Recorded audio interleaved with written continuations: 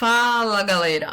Voltamos. Segundo bloco, né? Revolução Industrial, primeira Revolução Industrial, ocorrida na Inglaterra entre o século XVIII e XIX. E agora vamos fazer a análise de algumas imagens, como essa, por exemplo. Essa imagem reflete um pouco de como eram as cidades da Inglaterra durante esse período. A gente consegue ver na imagem várias casas, uma rua muito estreita, com lixo espalhado, com muita gente, vê uma quantidade grande de roupas estendidas, e era exatamente dessa forma que se dava as cidades. Não existia estrutura, não existia um saneamento básico. Então, por conta disso, o número de doenças que surgiram nesse período é enorme. Então, a gente vai ver que as cidades, elas não tinham estrutura para receber a quantidade de pessoas que saíram das da zona rural e foram para a zona urbana em busca de uma melhor qualidade de vida. Essa qualidade de vida, infelizmente, ela não foi encontrada. Então, as cidades, elas tinham muita gente, um espaço pequeno para receber essa quantidade de pessoas, e as pessoas moravam em moradias bem precárias, sem acesso à água, sem acesso a esgoto, sem acesso à alimentação adequada, e era dessa forma que o operariado vivia. É importante a gente salientar que não estamos falando das grandes mansões, dos bairros que foram destinados para que a burguesia morasse, mas a população em sua maioria, aquela família que estava destinada a trabalhar na indústria, era essa a forma de moradia dessas pessoas. Os chamados cortiços também foram muito comuns nesse período. E aqui temos outra imagenzinha, deixa eu só conseguir passar aqui, massa. Que é uma imagem muito recorrente também quando se trata da Revolução Industrial, que vocês vão analisar e vocês vão perceber a poluição. O índice de poluição nesse período ele vai conseguir alcançar um patamar até então nunca visto. Já que a gente está utilizando o carvão mineral, carvão vegetal, a gente vai ver que a poluição do ar ela vai aumentar em números gigantescos. Outra poluição que a gente consegue perceber é a poluição dos rios. A gente sabe que para a confecção de tecido, esses tecidos eles passam por um processo da tintura. E eles utilizam aquelas caldeiras gigantes para tinturar isso aí, essa tinta, o que sobra daquele processo de tinta, de agregar uma cor ao tecido, ela era despejada nos rios. Então a gente consegue ver esse grande marco aí da poluição, então, seja ela a poluição do ar, como também a poluição dos rios. E aqui essa imagem que é bem recorrente também é sobre o cotidiano das fábricas, né? Como é que viviam, essas fábricas eram montadas para receber essa grande quantidade de pessoas. Primeira característica que, como eu já chamei a atenção de vocês, não eram apenas homens trabalhando, mas a gente vai ter mulheres e crianças que trabalhavam durante muito tempo, exerciam cargas horárias assim, fora do comum, longas jornadas de trabalho. Isso era muito comum. Os ambientes dentro das fábricas, essas fábricas elas eram insalubres, elas eram escuras, elas eram úmidas, existia uma pouca ventilação e essas pessoas passavam muito tempo nas fábricas. É notório, é perceptível que a gente vê crianças trabalhando. Galera, o trabalho infantil ele foi muito explorado nesse período. As crianças elas eram chamadas para trabalhar primeiro por conta do salário. Se o pai já recebia pouco, a mãe um pouco, muito a menos, e a criança quase nada recebia, mas como as máquinas, elas precisavam de mãos pequenas para serem, algumas máquinas, né, precisavam de mãos pequenas para poder dominá-las, então o trabalho infantil ele foi muito utilizado. A gente vai ter também a própria questão das crianças para fazer serviços que os adultos não conseguiam, como a limpeza de uma chaminé. Então a criança descia pela chaminé para poder fazer a limpeza. E isso vai fazer com que o número de acidentes seja enorme. As crianças ali trabalhando acabam se acidentando. Crianças que ficam presas nas chaminés. Então o número de mortes provocadas pelo trabalho infantil ele é muito grande também. Aqui outras imagens que eu quero chamar a atenção de vocês. Tá? Na primeira imagem a gente consegue ver uma criança em meio às máquinas e a gente consegue ver essa insalubridade da fábrica, né? Na segunda a gente vai ver um conjunto de mulheres trabalhando, mulheres assumindo o mercado de trabalho até então voltado apenas para os homens. Na terceira a gente também vê alguns jovens, né, alguma criança e um jovenzinho ali trabalhando, e na terceira a gente vai ver homens trabalhando e me chama muita atenção um senhor que está à frente da imagem, que ele pode muito bem ser um burguês, o dono, o proprietário, né, da fábrica, bem como ele pode ser um fiscal. Nesse período era muito comum que as fábricas tivessem fiscais para poder ver se o trabalho estava sendo efetuado de forma exata, para poder controlar o trabalhador.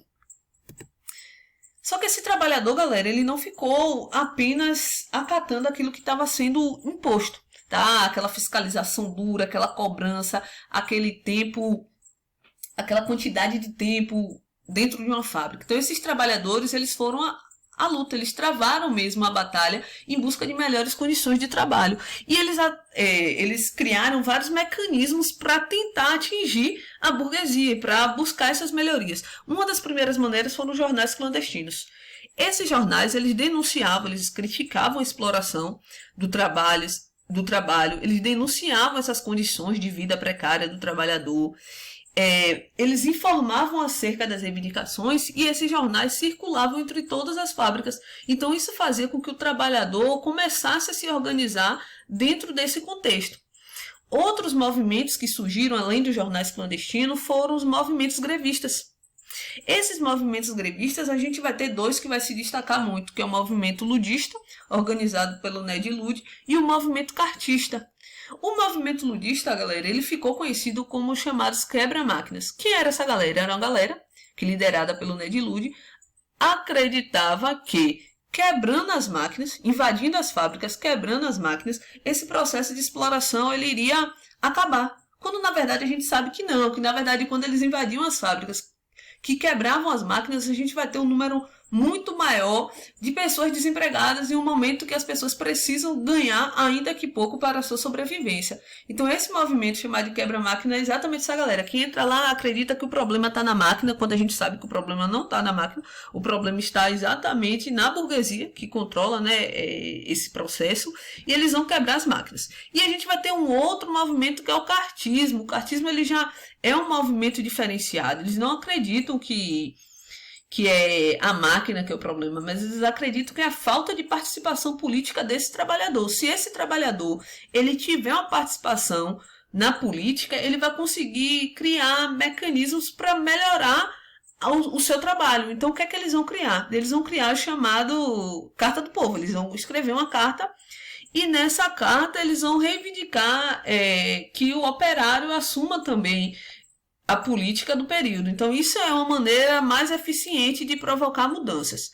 Outra forma de organização são os chamados sindicatos, onde cada trabalhador vai se unir dentro da sua modalidade de emprego, e esse período, esses sindicatos, eles eram chamados de trade unions, né, que é exatamente a união dos trabalhadores. Aqui a gente vê o movimento cartista, um encontro desse movimento para que vocês tenham uma dimensão da quantidade de pessoas que estavam realmente apoiando esse movimento, e esse movimento ele vai render frutos, né? A gente vai ter uma participação efetiva do trabalhador dentro da política inglesa, que é conquistado a duras penas, mas que de fato a gente vai ver acontecer. E aqui, galera, só para a gente já chegar ao final assim mais tranquilo, a gente vai ter as consequências. Quais as consequências dessa primeira revolução industrial? Primeiro, o inchaço urbano, o crescimento desordenado. As pessoas saem da zona rural, vêm para a zona urbana e vai se adequando, ficando no local que mais perto for da fábrica. Isso vai criar os chamados guetos, né? Porque mais perto das fábricas eles demorariam menos tempo para poder chegar. Então essas pessoas vão ficar ali muito próximas das fábricas, nos bairros operários, que ainda hoje eles acabam sendo muito comum na nossa realidade. As moradias precárias, a gente vai ter um aumento da violência urbana, da criminalidade e, consequentemente, da pobreza. A gente vai ter o uso de entorpecente, o alcoolismo vai vigorar nesse período. É válido a gente salientar que o álcool ele era muito mais barato, por exemplo, do que a alimentação. Então, era muito comum a gente ver as pessoas embriagarem para poder dormir, porque não tinham o que comer. Então, isso também acontecia com as crianças. Os pais davam álcool às crianças quando estavam chorando com fome. As crianças dormiam e no outro dia elas podiam acordar e tal. A gente vai ter o uso de estimulantes, por exemplo, o café. O café é muito utilizado, porque o café vai fazer com que essas pessoas trabalhem mais tempo. Entretanto, tanto o alcoolismo como o uso de entorpecentes e até mesmo o café vão ser fatores que vão ocasionar muitos acidentes de trabalho. As pessoas chegam alcoolizadas de repente no trabalho e vai manusear uma máquina, então ela tem a sua mão decepada, e ela cai dentro de uma caldeira, então isso também era muito comum no período. A gente vai ter o trabalho infantil, o acréscimo do trabalho infantil, a prostituição, e a gente vai ter um marco muito importante. Esse marco vocês devem ter sempre em mente. É a partir da primeira Revolução Industrial que a Inglaterra vai se tornar a topo, a maior do mundo em termos econômicos, galera. É nesse período que a gente vai ter uma hegemonia inglesa, ou seja, a Inglaterra ela vai se tornar um líder mundial, próspero e rico. E a partir da Inglaterra, dessa riqueza da Inglaterra, a Inglaterra passa a interferir na economia de todo mundo. E as revoluções burguesas que vão inspirar os burgueses de outros países a também querer estar no poder. Como as pessoas começam a ver que na Inglaterra a burguesia no poder meio que deu certo, né? Então outros países também começam a passar por essa revolução burguesa e passam a querer tirar os monarcas do poder e assumir o poder do seu país. Espero que vocês tenham gostado, espero que a aula tenha sido proveitosa, certo? Aproveitem bastante esse período para estudar. Qualquer dúvida é só chamar, estarei sempre disponível. Forte abraço e nos vemos no próximo conteúdo. Valeu, galera!